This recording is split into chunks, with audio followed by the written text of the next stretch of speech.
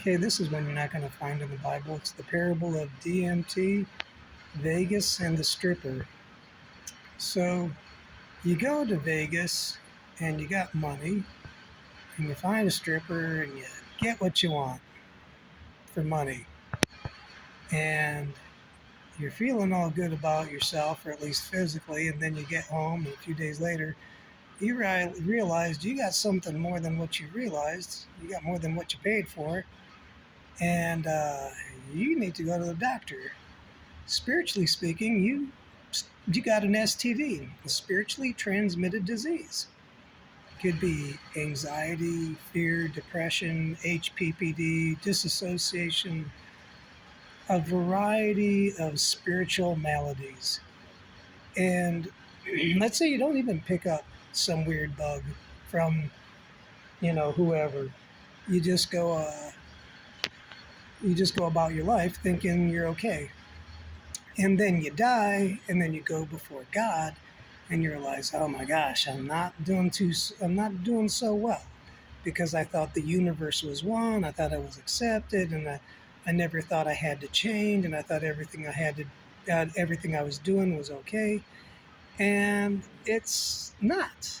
It's like, I'm not trying to hate you, but here's the deal.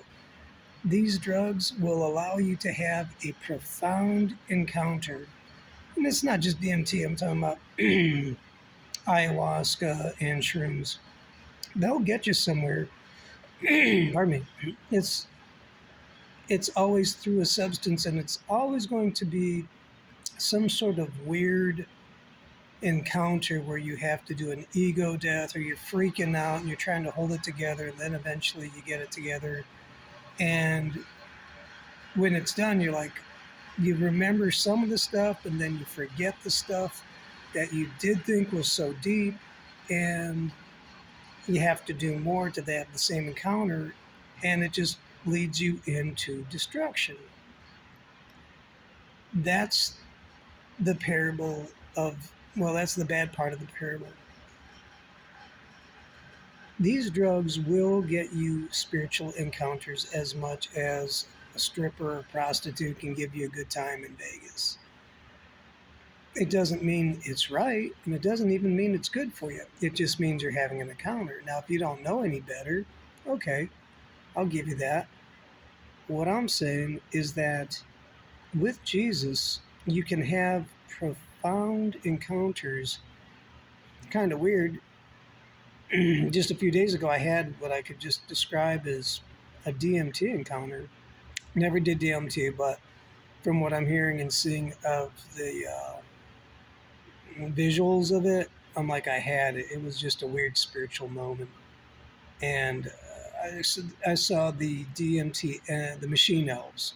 And it was just really a drag. If you'd never experienced Jesus, you'd be like, oh, cool, I'm meeting some sort of weird dude. And then I'm having a spiritual encounter with me. There were lights, and I could tell I was going somewhere, but there was no love. There was no peace. There was no joy. With Jesus, he is that authentic thing everyone's looking for. Going back to the parable. Now, in joking, like in Vegas, if you want to have a good time, so to speak, you could get married, and then you have a good time, and then you have kids, and then you raise the kids in a good family, and you have love and joy between everybody. And having a good time is not bad. It's just that it's in the proper context. And what I'm talking about is, with people having a good time in Vegas, that's not so good, because it's taking a special moment and making it, just making it a commodity. Nah, that's not bueno. And then with God, when you can reach God on your terms, when you want, how you want, and for your own, I don't, I'm not trying to be mean, but selfish needs and wants and desires, and you don't, and I never, I'll speak about myself. I never understood the nature of God or my heart until I met him. And then when I did meet him, and I'm talking about Jesus, He's love. And it's a love that you encounter a lot like drugs. There is a spiritual encounter to be had, and it's very tangible. And the difference is with anybody in Jesus, and I'll speak from my own experience. I can call on him at any time and have a profound encounter. And then it is a love encounter that if I'm in a trying, upsetting moment, will give me peace. And he will actually talk with me and to me. And it's an internal witness in my heart by his spirit that will guide me. If I'm fearful, he'll give me courage. If I'm getting upset, he'll give me peace. If I'm wrong about my thinking, he'll also he'll check me. He'll help me check myself before I wreck myself. He uses our own mind. He'll use our minds and our emotions, but he will not manipulate them. He won't manipulate us like a puppet, but he will interact with us like the most beloved person you've ever been around. And that way you're being controlled, but not with shackles and chains or consequences in a bad way. It's more like when you talk to your best friend or loved one and they go, that hurts. I don't like that. You go like, oh, I'm sorry. I apologize. And you're like, oh, okay. And then in that moment, he does that. He'll give an explanation of why and how to make it better. And then you're like, oh, okay, cool.